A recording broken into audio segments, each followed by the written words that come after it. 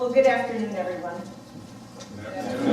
Oh, come on. Good afternoon, everyone. Thank you. My name is Reverend Dina Cavallari. I'm an Episcopal priest and chaplain at Shattuck St. Mary's, where Maren and I are colleagues and close friends. And it is a privilege to have been invited by the family to lead this afternoon service. So thank you. A few words about our service. It has been very thoughtfully crafted by the sisters, and it reflects a series of things that I think Bob would have loved the most, which would be music, involvement from family and friends as we'll hear remembrances, and also and very thoughtful prayers too. So all of these things combine to provide us with a special opportunity right now to say goodbye to Bob.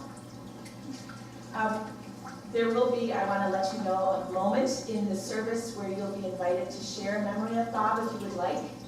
Know that we have a brief time in our service to do that, and that there will be more opportunity to do that at Schuler's Tavern, where will be more of a celebration following the service here. So, and also a note, I would be remiss if we didn't mention Bob's love of music and the privilege that we have for Roland Wilson to be playing with us today. What a treat, a special gift to us. So I now invite you to stand as you are able for our opening prayer. The Lord be with you. Let us pray.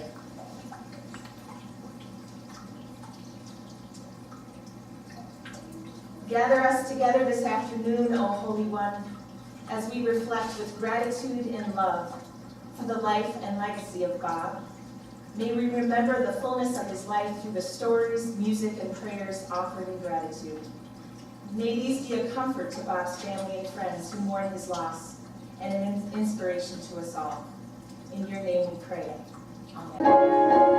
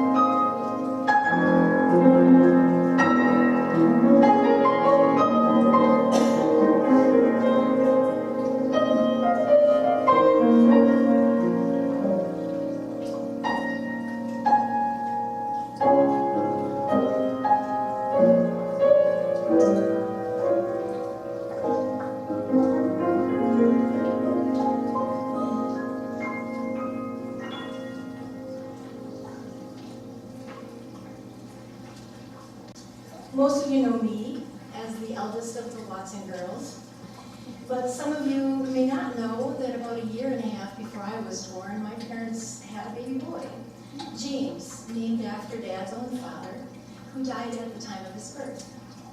And I bring this up not because it loomed large or cast a shadow over our family. To the contrary, I believe, and my sisters and I talked about this, that early loss was transformed into a kind of radical acceptance of who and how and what we were as children and what we've become as adults. As long as we were healthy and happy, it was all good with Mom and Daddy. I also wanted to be able to share a piece of Dad's writing. He worked through his life as both a hack and a flack, a newsman and a PR guy. So I had expected to find an interesting news story of the time or a snappy press release, but instead I came across the letter that my dad wrote to my mom on the day their son was buried. And the thing about it is, besides being a beautiful piece of writing, it seems so prescient. It takes on, it asks them the same questions we've been asking ourselves, and it at least begins to answer them as well. So, I have a few thoughts about the passing of our baby. He was buried today, just about 24 hours after he was born, dead. This is final. I realized then that he was truly gone. Perhaps that is what a funeral service is for. A turning point in one's grief, the start of a road toward acceptance and adjustment, the beginning of an answer to a difficult question. Why did this boy have to die? A boy the doctors tell us could have lived. The will of God, say some. A bad break, say others. And perhaps they're both saying the same thing. But this does not answer our question fully. Another question might help us here. Why did he live at all? And surely he did live for 9 months. The evidence that he was here is still with us, all around us. What happiness he gave his mother and father when he was here, in the womb. The joys of expectation, the constant everyday influence for good and kindness and love, and the bringing together of two people, and laughter too. I can think of no pain or sadness that he ever inflicted. Even his bonks were reassuring to his mother, just as the sound of his heartbeat was to his father. He gave us assurance that we could produce healthy offspring. He gave us courage that we could face the task of getting a child born. He brought us and our parents even closer together. He gave so much, this child. I suppose all of what he gave could be summed up in one word: faith. Faith in ourselves, faith in the future, faith in the Creator. Why did he have to die? Well, the start of that answer, I think, is this: because he accomplished what he must have been sent here to do. It is now up to us to take what he has given us and hang on to it, and build on it, and cherish it. We are proud of this child. We love him. We are glad that he was here. And we thank God that this little mortal was with us. May he remind us that we should thank God that another son, an immortal son, was once on this earth. May our tears for our little boy be tears of joy. And we close it with Amen. And then in my mother's hand, she wrote a scripture verse, John 17:4. I glorified thee on earth, having accomplished the work which thou hast given me to do. Thank you.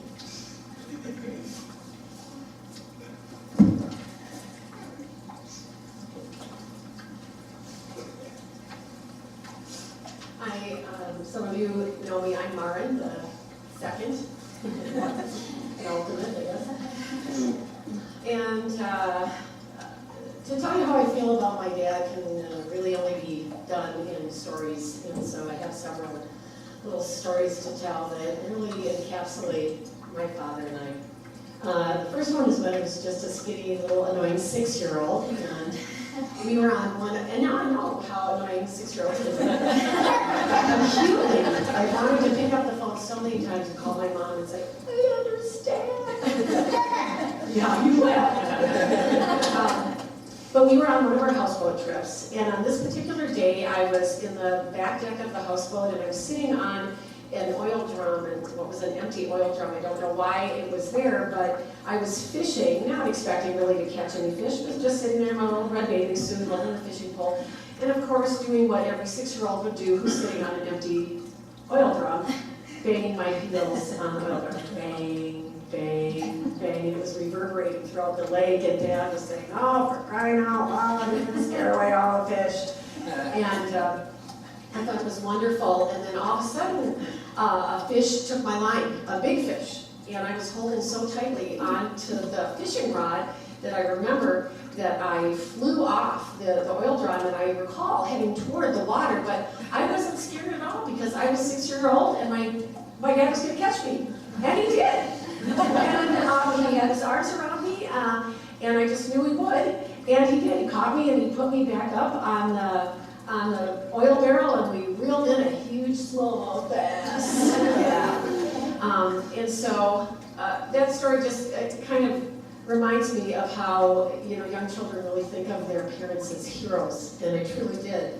But it also shows you that kicking an oil drum does not scare away all the fish. So I was thinking about that. It attracts more fish, yes. As I got older, I became more and more attuned to the language of my parents. If you've been around Mom and Dad, you know about Baki and nummies and poggies. And Baki was Dad's word for coffee from when he was little and he couldn't say coffee. And so they were always saying, Mom, she was always saying, Baki, Baki. Roberto, get me some Baki. And then Dad, of course, loved sweets, nummies. And so I thought if I ever opened my own coffee shop, it would be Betty and Bob's, Baki and Nummies, and Bait. So, in their honor. As some of you may know, very, very sadly during my pregnancy, both my mom, Betty, and my husband's mother, Betty, both passed away during the pregnancy, which was unexpected, and we went into the pregnancy with 3 grandparents and came out of it with just 1. And Dad came down to Virginia right after the kids were born, and I took him aside and I said, I don't know if I have any right to tell you this, but you have to live for 5 more years. Because my kids have to have a loving memory of a grandfather. And he did. It's 5.5 years now. And my kids definitely remember Grandpa Bob. They might remember him a little bit grumpy. One time, Abigail was on the phone with Dad, and she just turned to me and said, why is Grandpa so grumpy all the time? And you could just hear Dad laughing in the background. So, you heard it, but luckily he was laughing. And then as I got older, I realized that Dad, of his great traits, he was a great listener and also a wonderful conversationalist. And 2 things I love to talk to him about, and you could always get him talking. Number 1 was the Vikings. And he was very passionate about the Vikings and the things they were not able to do. And honestly, I really thought when it would be Dad's time to go, that he would go in the middle of a Vikings game when they dropped a Hail Mary pass, and that would be it. I really thought that would be, because he was, so you could always talk to him about the Vikings, and you could also talk to him about politics, and I really enjoyed talking to him about that. He was just as passionate about his ideals, about what the politicians should be doing in America, and he was a Democrat through and through, and was constantly aggrieved with what the Republicans were doing. And so when I brought my dad to the emergency room 2 weeks ago after I had found him in his apartment, he was alert but disoriented, but we got to the emergency room, After the doctor had examined them and they did all the tests, there was just kind of a quiet moment, and Dad and I had been chatting, so he was understanding everything that was going on, and I kind of leaned over him and I said, Dad, honestly, please tell me that your stroke was not due to something the Republicans did. What did they do? Yeah. So, and he laughed, and so I knew that we still had Dad. And we did for a week or 10 days to be able to talk with. And so there are so many things that I will remember my father for. But when I look out in the audience, I can just see him from all the different aspects. So again, I want to thank you for all coming.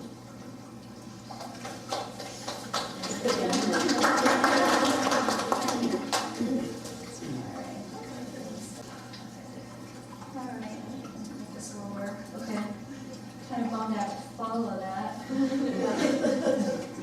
Okay, hi, I'm Dina, Bob's third daughter, and I was the youngest till Shevaun came along. Still a little upset about that. And I wrote this down, so if I start to cry, Eva will take over for me. I remember the first time my dad took down his clarinet and said, I have to get my lick back. Yeah, that's a lot. Yeah. We were living on Brunswick Avenue in Crystal, and I must have been about 10, and he must have been about 40. And it was the first time I realized, surprise, my dad had other interests besides just being my dad. But little did I know at that time what a beautiful journey our whole family would take together as Dad followed his one true passion. This journey I now see was part of the glue that held our family together and the glue that still makes us all so very close today.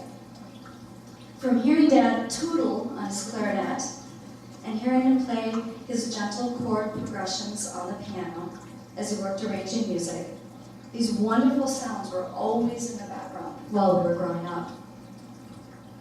Little did I know, as an ornery teenager who just wanted her dad to stop making noise so she could listen to her Van Halen album, that she would so desperately miss hearing those beautiful sounds one day.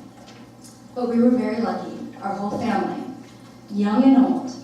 We all have wonderful, wonderful memories of seeing my dad play his clarinet over the years.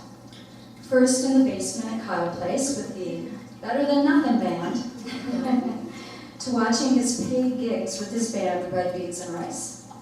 I've seen him play everywhere, from the sidewalk in front of Pepito's in South Minneapolis to PV Plaza downtown, from the stage at Mayslax, where he actually got on stage and played with Leon's band, which at the time I think was called Goat Dance,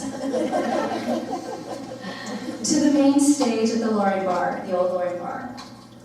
And finally, seeing his very last live performance in the lobby of St. Therese, where he played one last live gig with his very good friend, Roland Wilson, who was like a son he never had.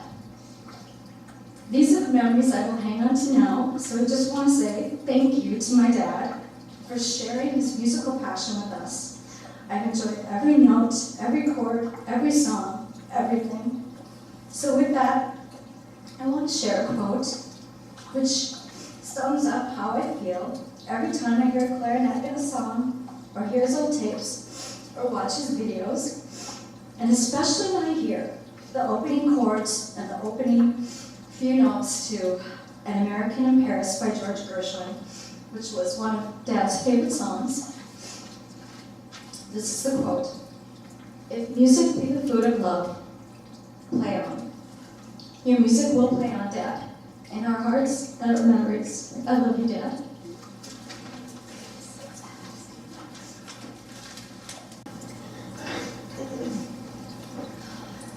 Bob was a very good man. I know that everybody who knew Bob was a very good man. It was a special gift that he had. And I'm just very blessed that I got to know what a very good man was.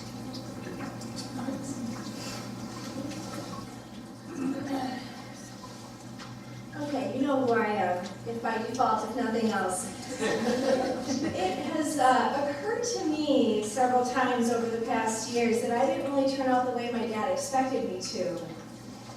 These are the things that children sometimes ponder. As many of you know, my dad was a word man, writing for a living at some points, but always attuned to the nuances of language, ever admiring of the power of English. Some of my fondest memories of my dad are when we would sit down to read my school papers together. Alone, I would toil away at our IBM Selectric, motivated in part to earn an A, but also motivated to please my father, to show him that I too could manipulate language in meaningful ways. He'd click off the news and peruse my work, never offering trite praise or harsh criticism, but asking instead, what did I mean there? What did I really want to say? Was there a better way to put it?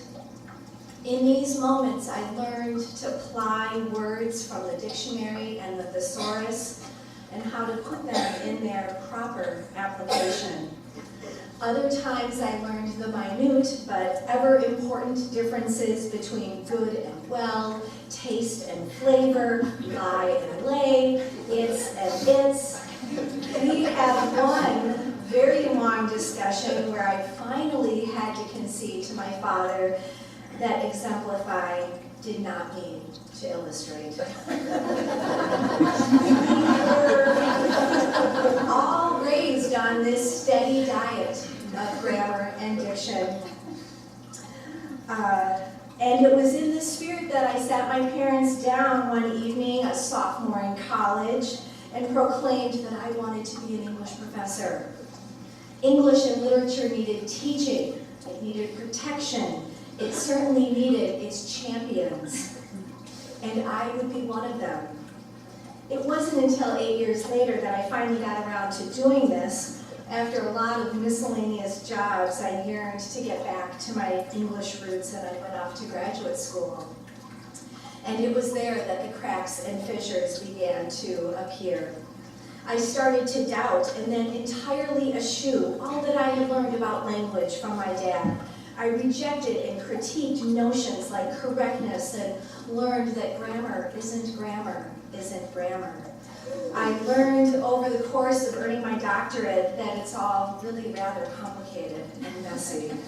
That language is always and necessarily shot through with race and class and history, that its power, like most things, is a double-edged sword, that being able to write correctly is really more a stroke of luck than a discrete skill. Throughout these years, my dad gave me every last polemic in print about the deterioration of grammar and the demise of the English language. I'd roll my eyes and grumble. I told him gently at first and then quite forcefully that I didn't like these books. I didn't believe them. In fact, I thought they did much more damage in the world than good. I work against this stuff, Dad. This is what I do. I'm working against this. I learned to teach a different way, I told him. But he didn't stop sending these to me, and he didn't stop talking about what had become our stark differences. We argued about the Ebonics cases in Oakland and Ann Arbor. We talked about rhetoric and linguistics. I started giving him things to read. And so it went for many years. And somewhere along the way, I began to worry less about changing his mind. I began to worry much less about what he thought about me and my newfangled ideas. And I came to appreciate again that he took me seriously, that he wanted to know what I thought, that he valued my opinions, even if he totally disagreed with them, that he engaged me in the world of ideas. What more can a parent do? What more could a child want?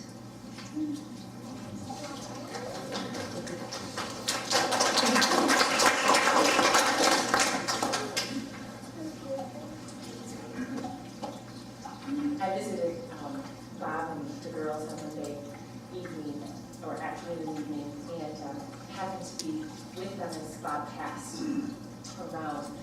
And in a moment of inspiration, as we were standing in a circle praying for Bob, as he had already passed away, we began to sing Amazing Grace. And so with that in mind, I invite you to stand now, and together we'll sing Amazing Grace.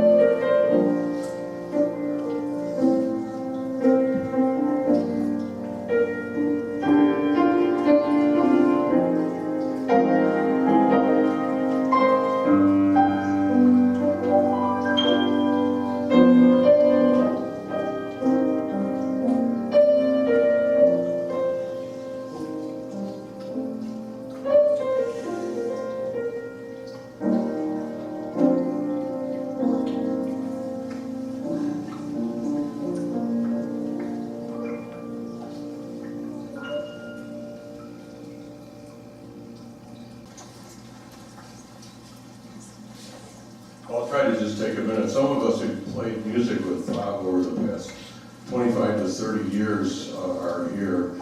I'm Dick Parker. I played banjo with Bob in the Better Than Nothing Dirt Band and Reggie Jackson Flag Society Dance Band and the Red Beans and Rice. And probably first met him when Bob and Betty would host the Lobster Fest that the Star staff organized. And Bob was a Tribune person, but the Star Tribune people would come and they would dig a pit in their backyard and cook lobsters that were flown in from the East Coast, organized by some Star folks. And we had a good time there, but with the Dirt Band, I just wanted to mention some of the highlights of our experiences. We played on public television during the Action Auction fundraiser for Channel 2. As a result, we got auctioned off to play in a parade for Harvey McKay. As a result of that, George and Sally Pillsbury invited the band to play at their house. And I believe this was May 1981. George took a picture of my wife, Deb. We were expecting our third child at the time. She was sitting on the couch at the end of the party with Alan Holbrook's hat on and playing her flute. And George Pillsbury took a Polaroid and mailed it to us during the following week with a thank you. But all through this stuff, I should say up front that Bob Watson was the musical brains of the organizations that we had. He was the arranger who would make a tune special when we would play it. He would give the band the special voice and the harmonies and stuff. That he really knew his stuff. And we also played for the annual.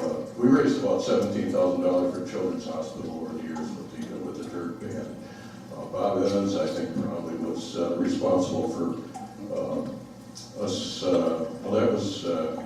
That was the Reggie Jackson Flags Band. We made a TCF commercial. Bob was the spokesman, TV spokesman for TCF before eventually Bob came on board. And we made a commercial at Dave Wood's house with Mr. Watson lecturing us on being slackers as musicians and lecturing the public on doing a better job of saving their money. Which ran during the NFL playoff game before the Super Bowl. And with the Reggie Jackson Flags Band, we played at the Emporium of Jazz 5 times in the 1980s. We were the official band for the 50th anniversary celebration of the Pig's Eye sewage treatment plant. That's a big one. That one kind of rivaled for most prestigious gig. We were the official band for the first annual Minnesota Book Awards. I think thanks to Dave Wood, who was playing tuba with us. And we played at the World Theater for that celebration. So we had lots of fun with the Reggie Band. Again, Bob Watson writing the charts for us and playing the beautiful clarinet like Benny Goodman. And in the 1990s, we got Red Beans and Rice going. And with that band, we played 7 Summerfest concerts. And I think Dina had laid out some of the things we did with that. But during that period, maybe, or was it earlier that Bob got into male modeling skills? And I'd like to introduce him at the Loring by mentioning that he said he appeared, one of his jobs was in an informational video on penile implants. And he was very emphatic to make it clear that he played the doctor.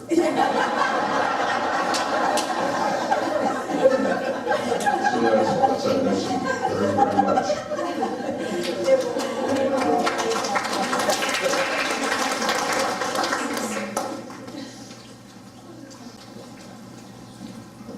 Hey, Stephen White, I wish I got to be with Bob a little longer in his life. I've only known him for 8 years. But, he was a great guy. He's always really good to me. I met him under weird circumstances for the first time in my life. I wasn't with Shevaun very long. I met her whole family and 50th wedding nice, and I can give him a hug, see your wife dating your daughter, and you're gonna have a grandchild.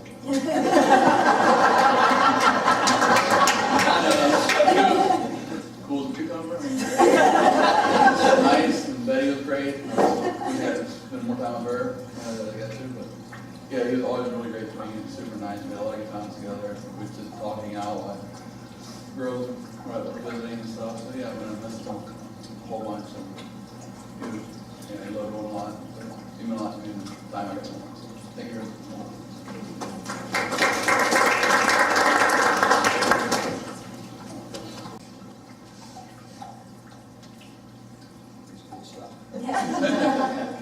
My name's Kevin Byrne. I'm here with the family. The Watsons, all the Watsons, Bob, Betty, all the girls, and Bob's mother, Ruth, are family to us. And even though we've all moved on with our lives and we're spread around, not in touch as often as we'd like to be, the memories are still there.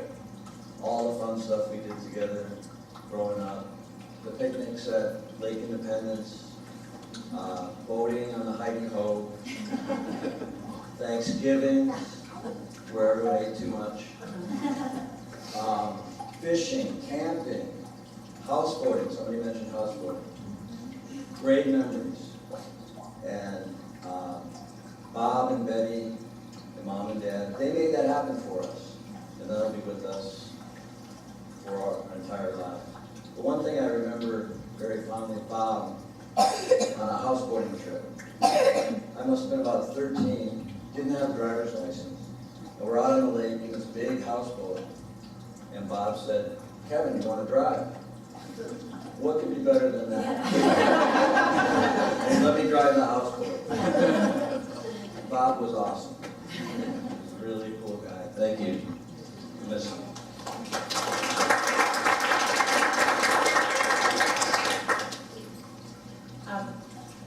I'm sorry to have to bring this portion to a close right now, but don't worry.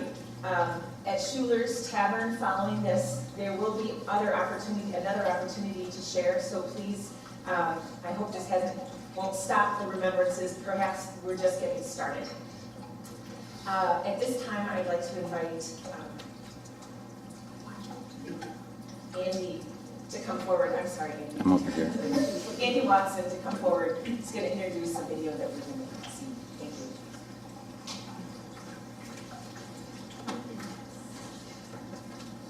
Thank you, Eva.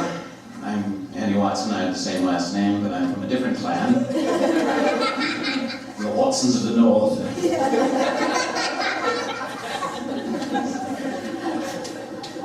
And I guess I could say that I, too, came to Bob and said, "Hi, I'm Andy. I'm dating your daughter. You're going to have a grandchild."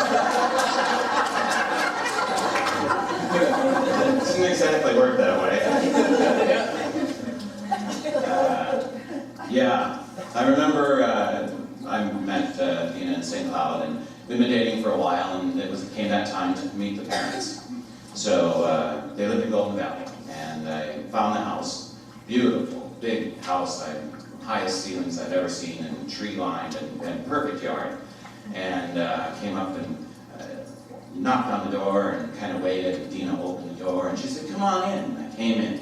Well, when you came into their house, the very first thing you saw was this giant staircase that went that way. And then there was a wrought iron rail across the top of it on the second floor. And I came in, and there was Mom, Dad, however many sisters were in the house, 3 probably. I thought, I'll meet Mom and Dad, I'll be nice and calm, and then I'll just maybe a few sisters. No, they're all there. Has anyone seen the show The Prisoner? I'm not a number. Good. So that was pretty exciting. And so the next couple of days, I'm like, what did I get myself into? I meet the whole family. They're fantastic.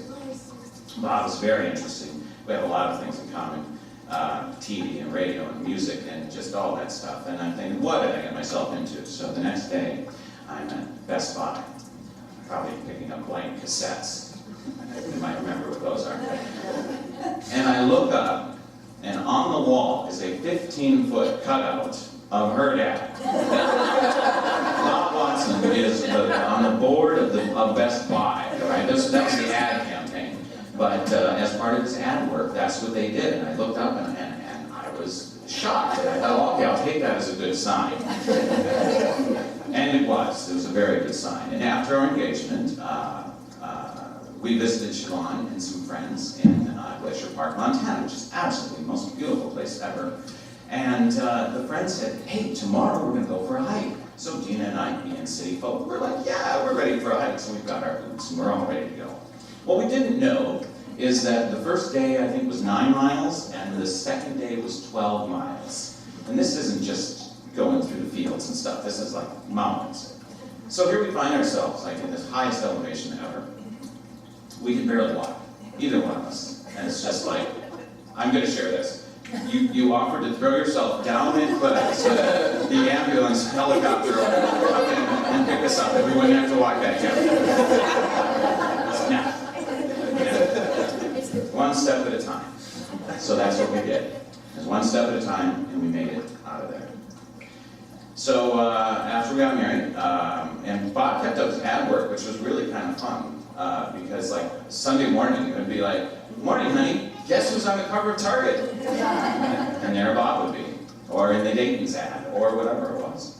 So that was pretty neat. And again, you know, just the music thing and the terrific, amazing shows with Roland Wilson and friends that they put together, put on stage, and they said, hey, do you think you can videotape that? And I'm like, sure. So I think I started with like one camera, and at one time we talked Northwest Community Television into helping us with it. So we actually had the television van and 3 cameras and the screens and everything. So it was like, could have been an NFL game. It was just an amazing time, and we've been able to capture those. So those are still around. Bob was an amazing player. Anyone who played with him knew that. And just the styles that he had going. But one of the major points that I wanted to make was that Dina and I both came from a theater background. So if you know anything about Richard Burton and Elizabeth Taylor, that might explain what happened to us. There were kind of 2. You can't really have 2 directors in one production. Okay?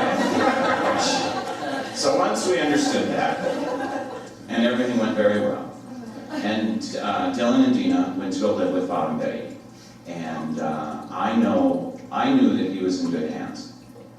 Because at an age where guidance and examples, good examples, are so important, I was so grateful to Bob and Betty for all that they did for the Prince of Kyle place. As he was affectionately known, because he may have been tiny, but man, did he wield some power in that house. So, the 4 girls are amazing. Amazing family. The men that you brought into your lives, amazing as well. You guys have just such a large group, and thank you so much to Priscilla and I for, for adopting us into it. I know that she's like the 5th sister.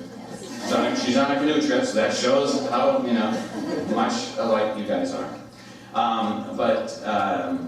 The 4 girls really came together after Betty passed on. I mean, they were always together before, but I mean, when Betty passed on and crisis came and it was time for the 4 of you to step up and help out through all of that, again, you guys just knew what to do. It was just instinctive, and everyone helped out.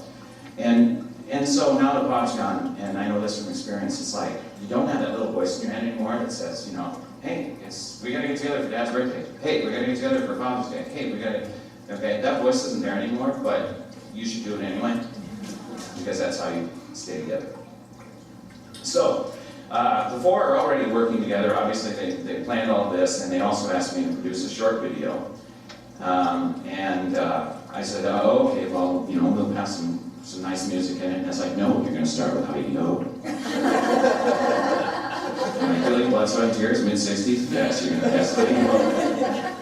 Well, it's kind of upbeat. Maybe we can put it on. No, it's going to be the first song. It's going to start, and then we're going to do the so. I knew better to go any further than that. I said, I will do this. So, I know that Bob always liked my work. I know you would have liked this, and we will miss you, Bob.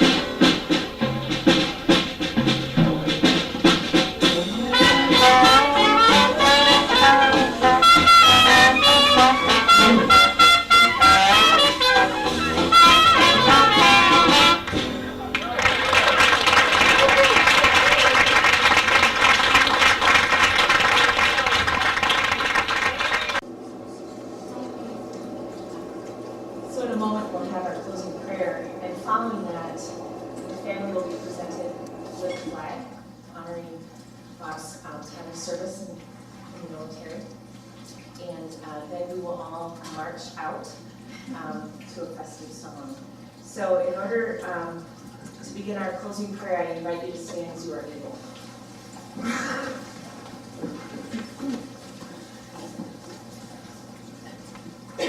There are highs and lows at a moment like this, at a time when we remember all that we can about Bob, and also say goodbye to him. And this is a moment where we say goodbye. And with all of our love and strength, we send Bob forth from this life into the great mystery of what lies beyond. And I invite you now, in using your mind's eye, to imagine that, in a sense, we are reflecting the light that Bob has shared with us back to him now, to light his path home.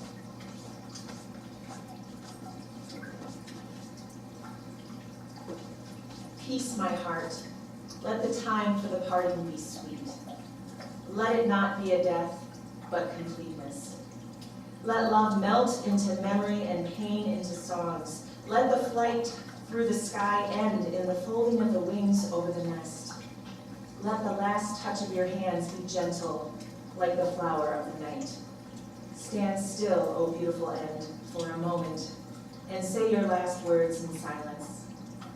We bow to you, Bob, in gratitude for the life you have shared with us, to light you on your way.